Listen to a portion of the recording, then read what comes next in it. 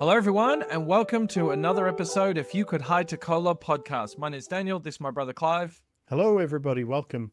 We're going to be talking a lot about the Kirtland Temple today, Daniel. And for those that are regular listeners, might remember we talked about this last year when the church acquired this from the Church of Christ, formerly RLDS. So it's exciting because now we get to talk about this history of it, knowing that we still have it, or at least we have it again in our possession.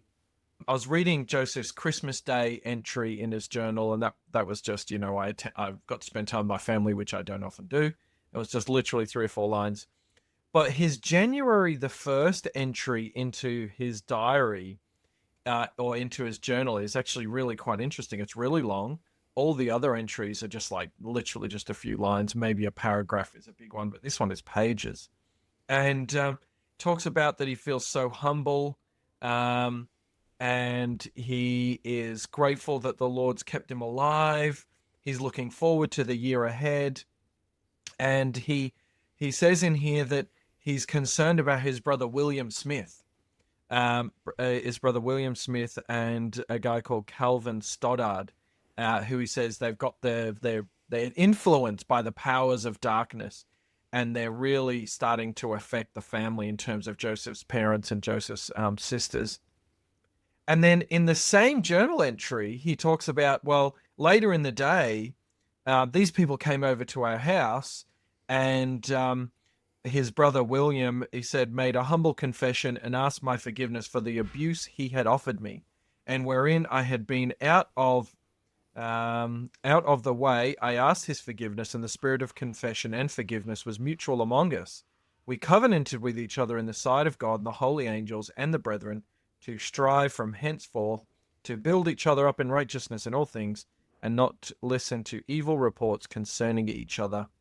And then he goes on, and then the next day, on January 2nd, a guy called Orson Johnson calls a meeting with Joseph and William Smith, because William Smith has not been very good to him. A council is required, and then William Smith on this same day offers a humble apology and seeks forgiveness of these people. So there's a lot going on in Joseph's personal life, is what I thought I would mention out of all of this. And of course, the Kirtland Temple at this point in time is almost completed. And today we're going to talk about the dedication. So lots going on. And these insights we have from the Joseph Smith papers are wonderful to be able to read.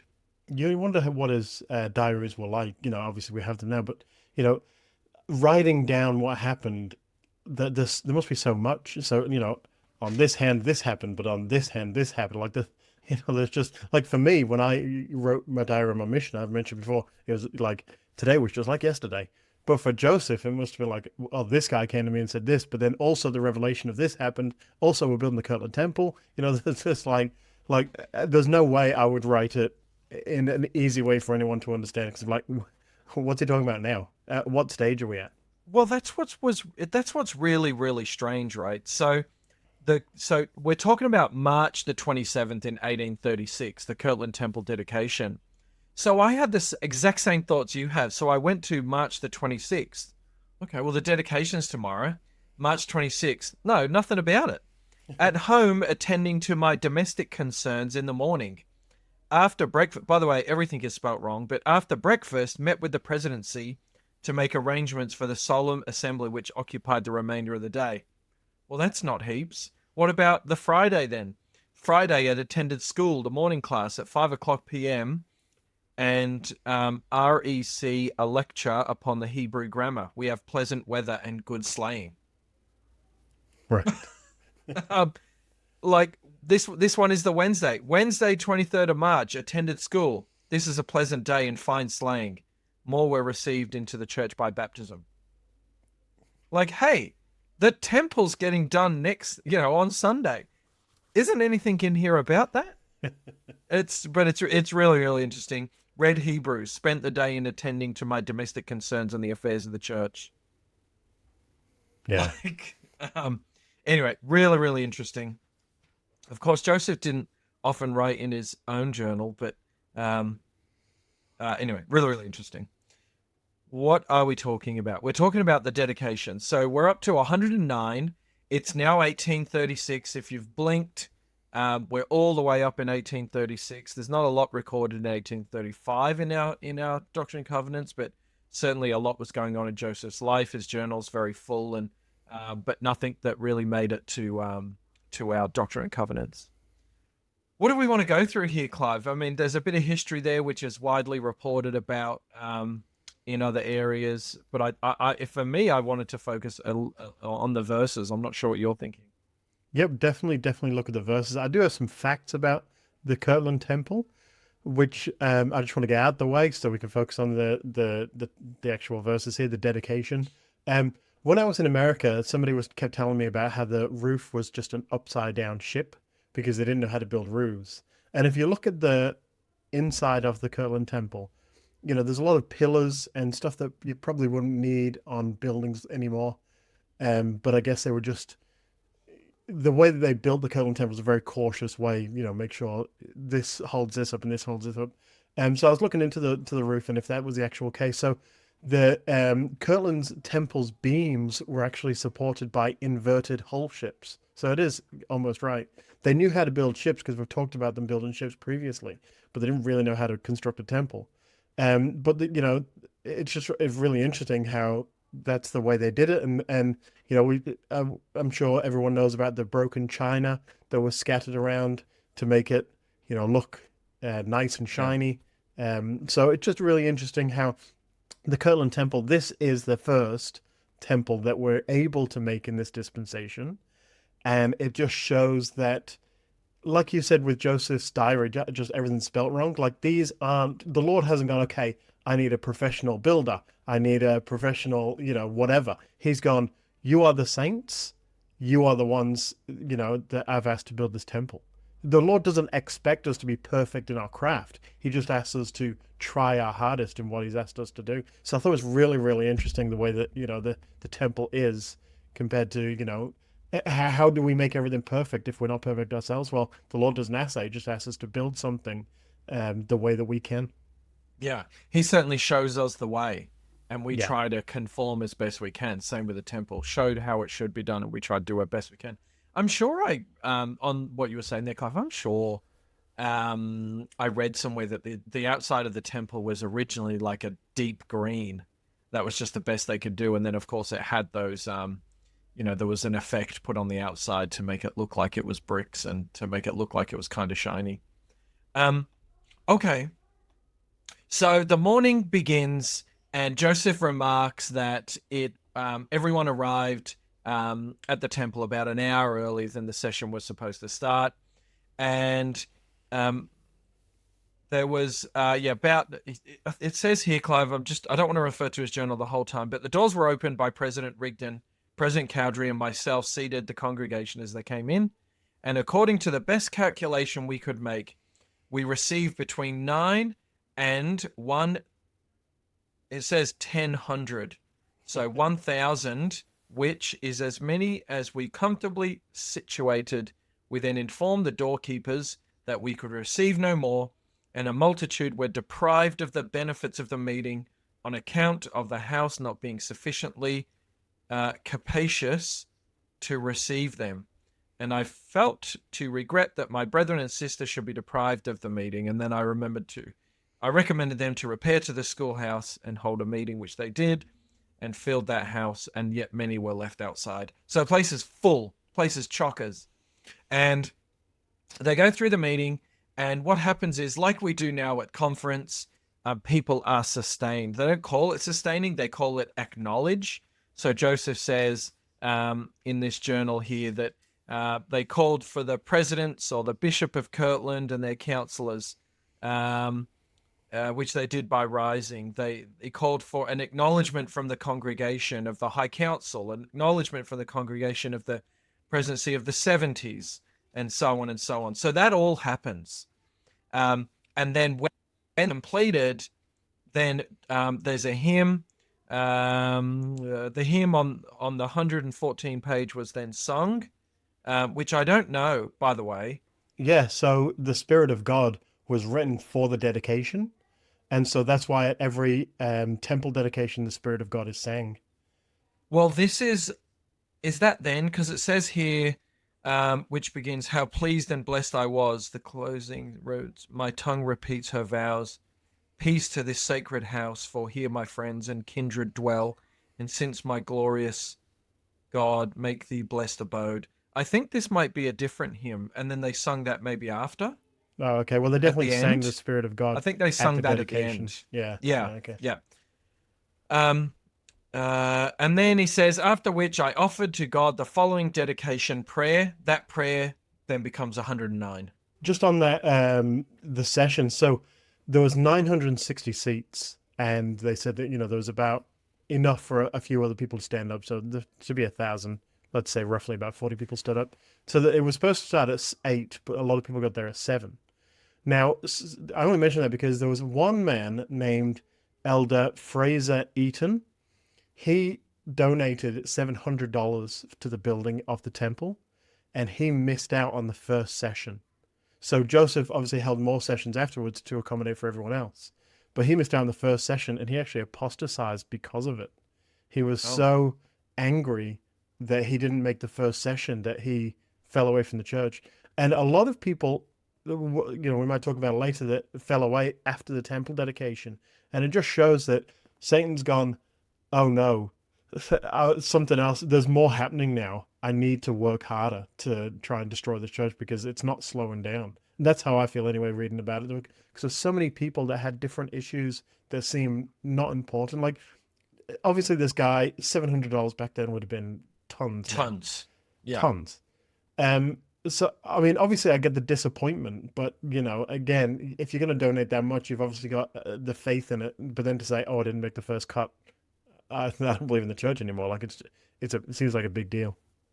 I guess it is quite a big deal. And I'm thinking that is there a bit of spirit of contention in terms of he thinks, well, I've bought a seat. If I donate this money, I therefore am owed. I'm owed something back. I'm owed a seat at the first dedication. Perhaps maybe that was a part of it as well. Yeah, yeah, quite possibly.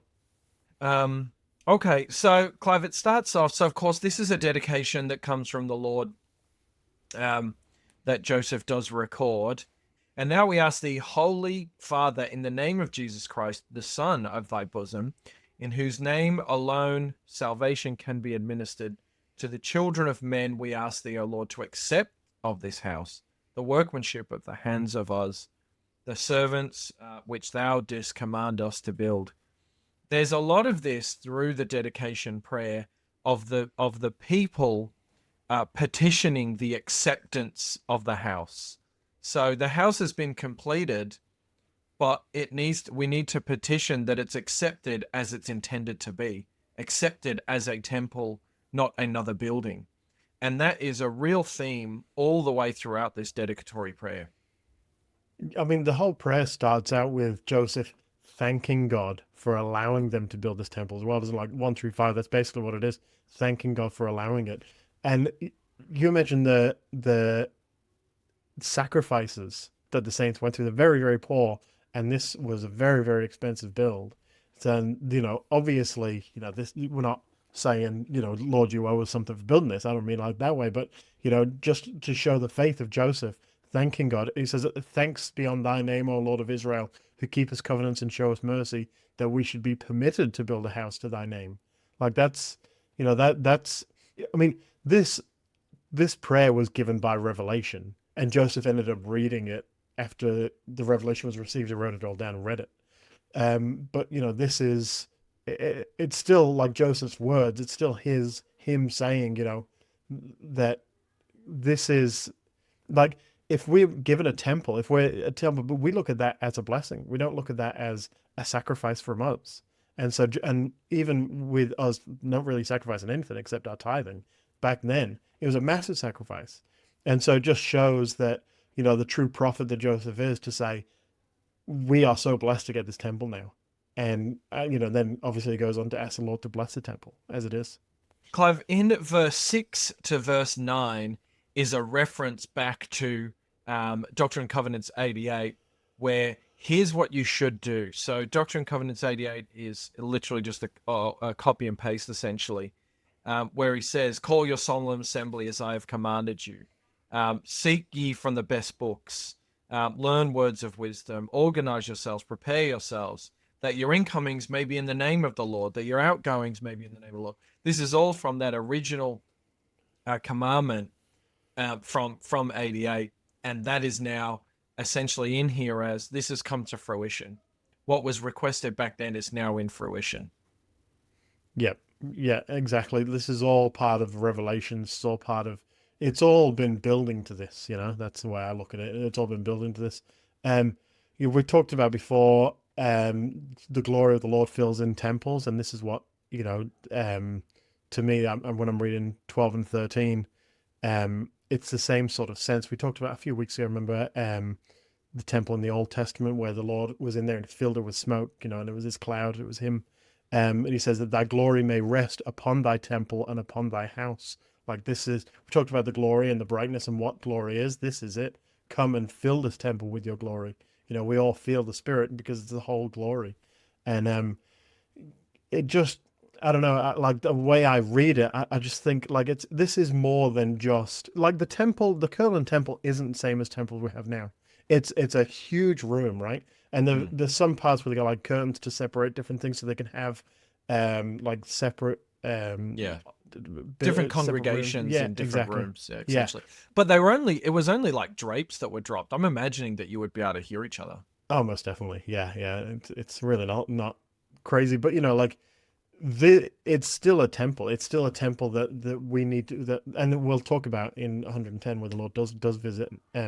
But this dedicatory prayer, it's very much the Kirtland Temple is no different to the temple that we have today. Like it's very much the temple of the Lord, more than just another building that we've erected. Clive, we get to verse 13, and we can now learn about, well, what about us? What about the people? And it says, "And that all people who shall enter upon the threshold, it is thy house, a place of thy holiness." And that it is thy house, a place of holiness, I should say. "And do thou grant, Holy Father," this is 14, "that all those who shall worship in the house may be taught words of wisdom out of the best books, that they may seek learning even by study, by faith, as thou hast said." So, and then it goes on to that they may be organized, they receive the Holy Ghost. The house might be of prayer, of fasting. And so it's saying if you can accept this place, this building, if you can convert this building into a spiritual home for a God, what will happen inside it? Well, the people will feel the Spirit. The people will learn things. The people will learn from the best books, not just random. They'll learn from scriptures. They'll learn from prophets. There'll also be fasting in there, much prayer in there. So if you can do this, the outcome is going to be a joyous place for the people. I find with the temple, it's a different type of learning. Like me and you love to learn. We got so many, we talk all the time about different things that we've learned. But the temple is a different type of learning, isn't it? You don't go in there and you go, okay, let's grab a book and start reading it and learn it. Like it's like a spiritual learning. Like it's almost like the things, well, for me anyway, when I'm in the temple, I feel like the things that I've learned in the temple, it gets shown that yes, that's true. Like that's the type of learning that I get. I've learned some things and I think, oh, that's really interesting. And then the temple really shows me that it's right. And, I think that's the difference there, with that it's dedicated to the holiness of the Lord, the learning, it's more of a different type of learning, a spiritual type of learning. And that, I think goes into 22. 21 and 22, yeah. Yeah, 21, 22. "When thy people transgress any of them, they may speedily repent and return unto thee, and find favor in thy sight, and be restored unto the blessings that thou hast restored, and to be poured out upon those things received in Revelation." And then 22, "When we ask thee, Heavenly Father, thy servant may go forth from this house, armed with thy power, and that thy name may be upon them, and the glory be round about them, and thine angels have charge over them." It's like when you come out of the temple, it's like Moses coming down from the mountain where he's glowing. He's had the Spirit with him. And I imagine that's what Joseph's asking, that we can go out of the temple and we can still feel that. We can still go out there and we can have this glory with us that we go out and we were able to, because the temple is for us to feel these blessings, but then go out and to tell our friends all about the blessings that we've received and the glory, and make people want to, do those things. Like my mission president always said to us, when you're teaching people, I want you to imagine them in their whites getting sealed. Like that's how I imagine Right. you want, teaching. That's your goal, because it is all about being together in the temple. The temple is really the holy place. So, Clive, this is from 23. And from this place they may bear exceedingly great and glorious tidings in truth until the ends of the earth, that they may know that this is thou work. And I think about in section Doctrine and Covenants, section 38, where the Lord says, "Go to Ohio. This is where you receive my law." Go to the Ohio. And now all of these years later, they've done that. And so what comes out of being in the Ohio, the temple, it comes out of 23, that when we've been in the temple, when you've sanctified it, we've learned from the best books, then we can go into the world bringing tidings in truths, and we can spread them to the ends of the earth. So this petitioning, this constant petitioning of, because we've done this one thing, because we've now got this foundation, we can layer upon it all of these things. This is the first temple since Solomon's temple to be built on the earth. And so now that's done, all of these other things can begin to happen. Yeah, what I think is interesting, Daniel, you're talking about this, this beginning layer, this foundation. This next part where the Lord, or the dedicatory prayer speaks about the enemies of the church. And in verse 25 it says that no weapons formed against them shall prosper, that he who diggeth a pit for them shall fall into the same himself.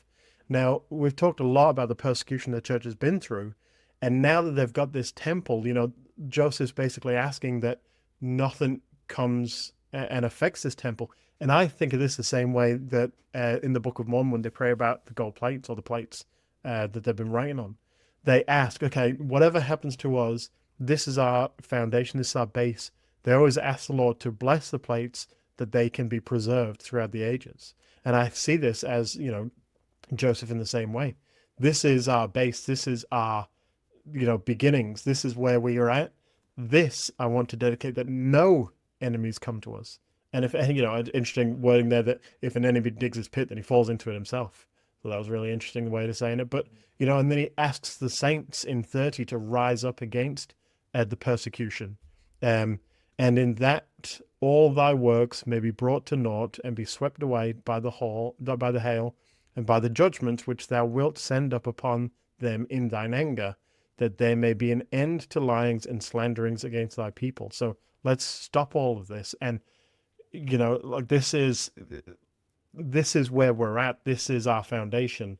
Let's stop all these persecutions, all these things, and let's go about and rise up against our enemies, amongst this. I like that. I like as well, Clive, in 39. 39, whatsoever city thy servant shall enter, and the people of that city receive their testimony, let thy peace and thy salvation be upon that city, that they may gather out of that city the righteous, that they may come forth to Zion, or to her stakes, the places of thine appointment, with songs of everlasting joy. I like this because I was reading this and I first thought, Zion is a place. Of course, I know Zion is not one individual place. And then it says, or to one of her stakes. So in this, this debunks the idea that Zion is one single place on the earth. This dedicatory prayer says, come to this place which we've called Zion, but actually her stakes are the same. They're all, one central place might be called Zion, but essentially they're all the same. Go to one of her stakes, come out of a place where it might not be good for you, and go to a place where there's a congregation. Go to a place where you'll be accepted. And it says here that there's songs of everlasting joy. And I'm picturing that, you leave a dark, dreary place, and then you go somewhere where it's bright and more spirit filled kind of thing. I've always heard this rumor, and no Jehovah's Witness will ever say that it's true. Right. But they in their chapel, there's no windows. And, digging deep into it, as I always have, speaking with lots of Jehovah's Witnesses, their whole point was when the rapture comes, when we're in there, we can't see things going on outside, which is fair enough if that's what you want to do. And like that, I learned that many, many years ago. So when I was in the temple, I was thinking sort of a similar thing. Inside the temple, I mean, there's windows, but you can't see through the windows. And to me, the idea that is, this is where we're at. Not worrying about the things going on the outside, the persecutions, the wickedness, and those round about. It's more like being here, like you talked about, like it's being where we're at. This is the dedicatory prayer to the temple. This is the temple. We're not worried about those on the outside. No, we're not, I don't mean people on the outside, but we're not worried about the things that are happening, because the things that we need to worry about are inside. And, that's the sort of peace and the holiness that the Lord speaks of. Clive, we've been talking a little while about 109. We still got to get to 110. There's a couple of things I wanted to mention here, and I'll just kind of go through them in a speedily way. 43 talks about we don't delight over the destruction of others. 47 is about don't forget those people in Missouri. Don't forget about them. They're suffering a lot. Don't forget. Keep them in your mind. But then 49, Clive, 49, 50, 51, 52, they're really quite strong. This is not doctrine, and this is just me giving my own opinion. But I wonder if this is Joseph adding this in to the dedicatory prayer. It says, O Lord, how long wilt thou suffer this people to bear this affliction, and the cries of their innocent ones to ascend up to the ears, to thine ears, and their blood come up in testimony before thee, and not make a display of thy testimony in their behalf, ? And it goes on. So I wondered if this was a real personal point that Joseph is adding in. I don't know that, and I've just totally made it up. But it seems very personal, and it's kind of added into what might be one of the most strongest prayers that we've got recorded in our scriptures. Anyway, I just wanted to mention that. 55, remember the kings, remember the noble ones, it says, which I thought was really interesting. 59 tells us, okay, there are other stakes. There's, fill the earth essentially with other stakes. 68, 69, and 70 is about Joseph and his personal family, is Emma and his children. 71, 72, or down to 76 is about bless those people who are leaders of the church. But then we end with this. O hear, O hear, O hear, O Lord, and answer these petitions, and accept the dedication of this house unto thee, the work of our hands which we have built unto thy name, and also this church to put upon it thy name, and help us by the power of this thy spirit, that we may mingle our voices with those bright shining seraphs around thy throne with acclamations of praise, singing Hosanna to the God of the Lamb. And let these thine anointed ones be clothed with salvation, and thy saints shout aloud for joy. Amen and amen.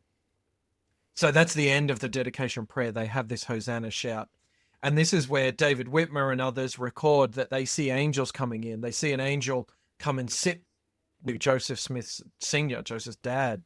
And then, of course, like you mentioned, we have this song, and we have multiple people then recording in their diaries that they see angels. There's some recordings of, babies talking and whatnot. So a really, really special event. And the first temple, like I said, since Solomon's temple on the earth, according to us. Yeah, the angels coming, I thought was really interesting because, I mean, the Savior comes, which we'll talk about in a minute, but, he doesn't come till like a week after the dedication. And it's almost like it's a very Pentecostal sort of thing that the Spirit brings, like people, like you said, babies talking, people speaking in tongues, angels surround about. That's interesting, that Joe Smith Sr., that an angel comes and sits by them. And I think it's described as he was wearing like um, what do you call sandals? I thought it was interesting. They describe as wearing sandals and a white robe, but yeah, really really interesting that the I guess it just shows that um the Lord does come back in a week, but he does come in a week later. But I guess maybe he's gone to show that everything's accepted. Like I've accepted this dedication. These are my angels coming down. These are the ones here to see you, because the Christ coming himself is a very special and personal thing to Joseph later on. But yeah, really really interesting that with the angels. All right. So, like you said, Clive, it's a week later, and interestingly, it's now Passover. So it's Passover, and it's April the 3rd, and the brethren are in the temple, and of course now we get a event that would change the course of our history forever, and it's summed up just in 16 short verses. Yeah, it is 16 short verses, but it's powerful. Like you said, like it starts off straight away. The veil was taken from our minds, and our eyes of our understanding were opened. Like this is a vision. This is a clear. This isn't Lehi having a vision in his sleep. This is a vision opening up to their eyes. And we saw the Lord standing upon the breastwork of the pulpit before us, and under his feet was paved work of pure gold in color like amber. Like this isn't, which I thought was a really interesting bit, Daniel, there, that it isn't the Lord appearing like Moroni appeared out of this conduit in space, but he appeared and he's still on this paved road. Like, it's like the heavens came and intertwined with the earth. And his eyes were like a flame of fire. His hair, the hair on his head was white, like pure snow. His countenance shone above the brightness of the sun, which is, a reference there back to when Joseph first saw God the Father in Jesus. His voice was the sound of rushing of great waters, even the voice of Jehovah.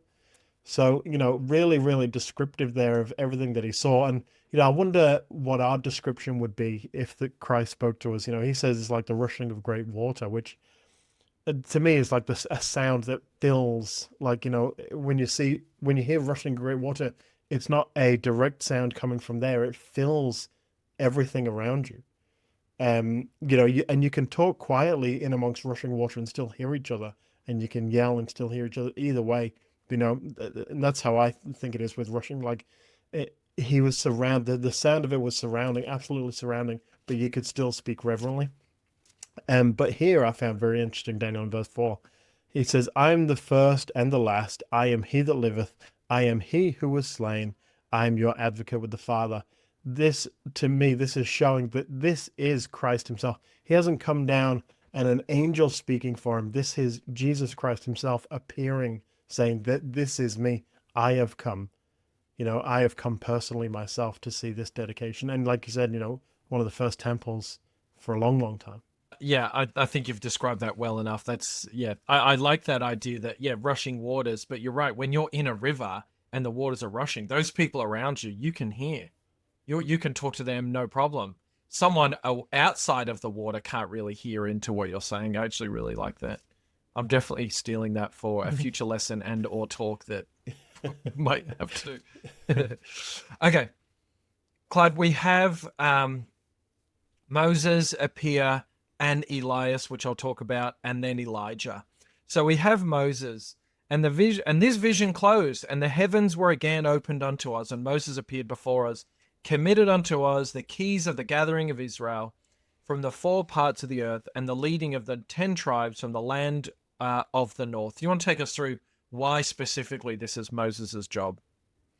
Well, I mean, Moses, okay. I mean, there's the whole story of Moses. I guess it would be the simplest way to do it. Moses, he was the one that was there. He's the one that saved the people. I mean, it's just really thrown me in there. This is your jam. Take your time. I know. I'm trying to get it, trying to explain it really, really quickly. But yeah, Moses is the one that freed the people. He's the one that had the people go to the promised land. And this is really what it is. His job was to gather the people, gather the saints, and the keys of the gathering of Israel. This is his keys. This is what he is all about. This is Moses. Like the dispensation heads and also prophets all through the generations all have these specific keys. We talked about Peter, James, and John restoring the priesthood. John the Baptist restoring priesthoods. Like everyone's been dedicated to have these specific things in preparation for the final coming. And I guess Moses appearing, giving these keys back, is part of that. The gathering of the tribes, the leading of the 10 tribes to the north.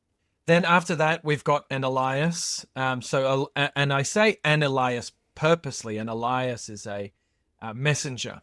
It's the title. And after this, Elias appeared and committed the dispensation of the gospel of Abraham, saying that in us and our seed, all generation after us should be blessed. Yeah, well, that's the Abrahamic covenant, isn't it? I want to get your thoughts on Elias. So, do you have an idea who you think Elias is? Yes. You do? Okay, all right, great. Let's hear it. I'm stealing this from Cleon Skousen. Okay. He doesn't declare this. He had someone taught him, and he says he agrees with them. And he says it's Joseph who was sold into Egypt. And the reason he says that is because in Doctrine and Covenants 132, 132, yep. Hang on. Because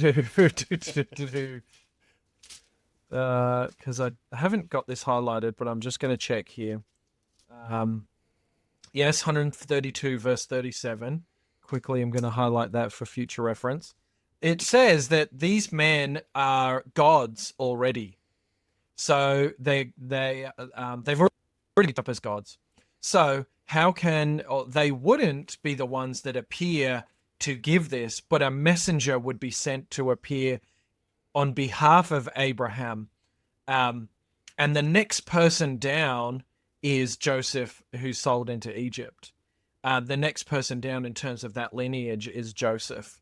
And so he says, so therefore I'm going to agree, for the sake of just having an opinion, that Joseph, who was sold into Egypt, is the Elias. That's really interesting. I never thought of that, but as you were saying it, it seemed very familiar to me. So it makes a lot of sense. I'm going to read you this from Joseph Fielding Smith in Questions and Gospel Answers. Answers to Gospel Questions. Surmising the facts, Joseph Smith revealed that Gabriel was Noah. Luke declared that it was the angel Gabriel who appeared to Zechariah and Mary, and the Lord declared that Elias appeared to Zacharias and Joseph Smith. Therefore, Elias is Noah. What's interesting about that is, in which teachings of the prophet Joseph Smith do you have? Do you have the same one I have, where it's like a grey cover with a blue title, and it's got a picture of Joseph Smith in the center? Yes, and it's much thicker. Yes. So this is the 2002 upgraded version. In the original version, Joseph Smith said Elias is John the Baptist, but then it was removed for this version. So either Joseph Smith wrote that incorrectly, and that's why they changed it, or he might have been referring to an Elias at a different stage, because Elias is just a title, right? John the Baptist has always been an Elias, has always been the forerunner. Noah, Joseph Fielding Smith says that Noah was an Elias. Sorry, did I say John the Baptist? I mean, Joseph Smith said Elias is Noah in the original version. So the point is, we don't know who the Elias is. It makes sense what you were saying, but for anyone who has the original teaching of the prophet Joseph Smith and it says in there Elias is Noah, it was removed, perhaps maybe for clarification, or maybe for people to, maybe a lot of people getting confused when he meant that the Elias that was visited there was the same Noah, was the same Elias as Noah sort of reference. So really interesting there, just for anyone kicking back and understanding. Who is it then? Are we going with Joseph Fielding Smith, or is the church sort of saying we're just going to leave that there?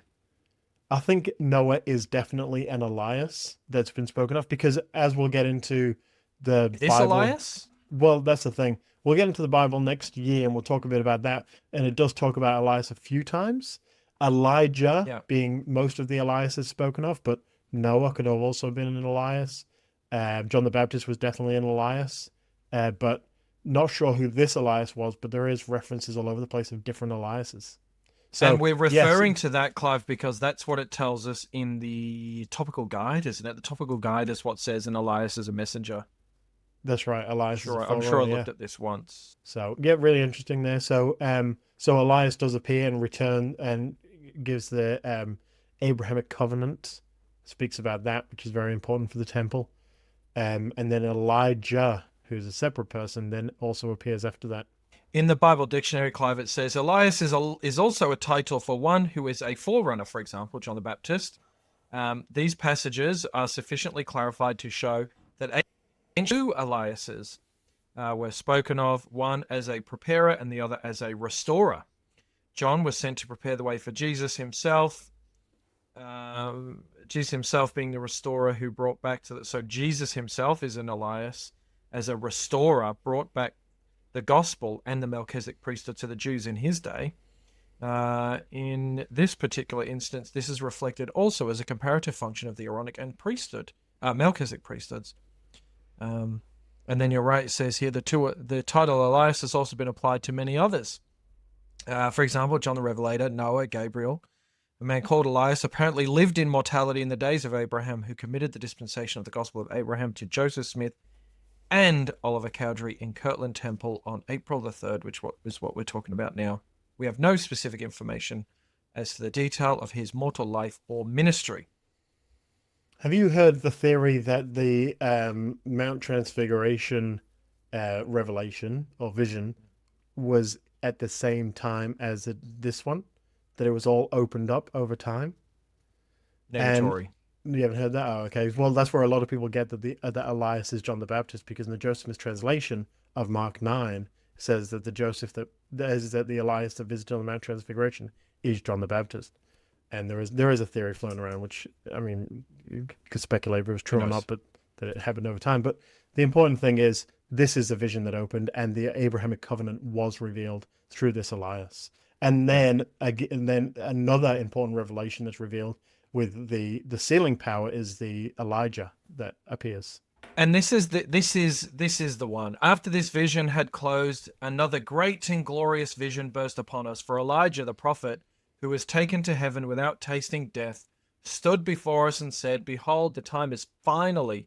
Sorry, that was my own wording. The time has finally, I was thinking, come, but he says is fully come, which was spoken of by the mouth of Malachi, testifying that he, Elijah, should be sent before the great and dreadful day of the Lord to turn the hearts of the fathers to their children, the children to their fathers, lest the whole earth would be smitten with a curse.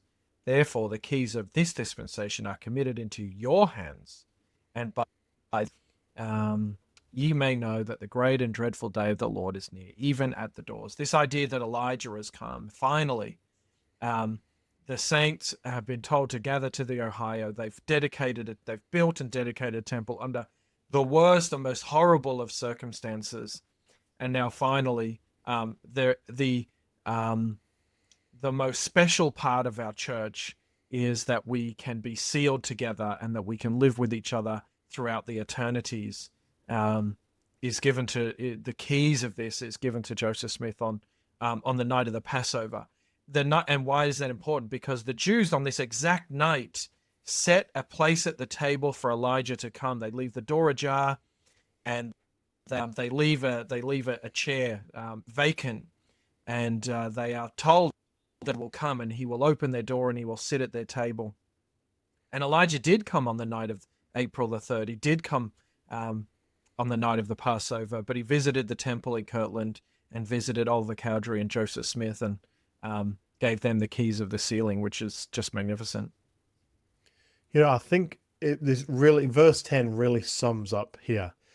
I'm going to go through halfway because, I mean, it's not specifically talking about this, but I think, you know, it's definitely intended this way. This is the beginning of the blessing which shall be poured out upon the heads of my people. You know, I feel like this is really sums up after all that's been through, after everything that everyone's gone through, the sacrifice and this blessing really is the start of this magnificent restoration of the church. this is it. This Elijah that you just spoke about, this last he was spoken about was, Malachi, the end of the Bible. The restoring of the keys. This is the blessing, and there'll be so much more poured out to the people. Well, thanks for tuning in to another episode of You Could Hide to Color podcast. We hope you've enjoyed it. We hope you're keeping up with Come Follow Me this year. Just a little bit to go, and before you know it, we'll be talking about Pearl of Great Price and straight into the Old Testament. Catch us on YouTube, subscribe to us there, catch us on Facebook and Instagram, and we will see you next week.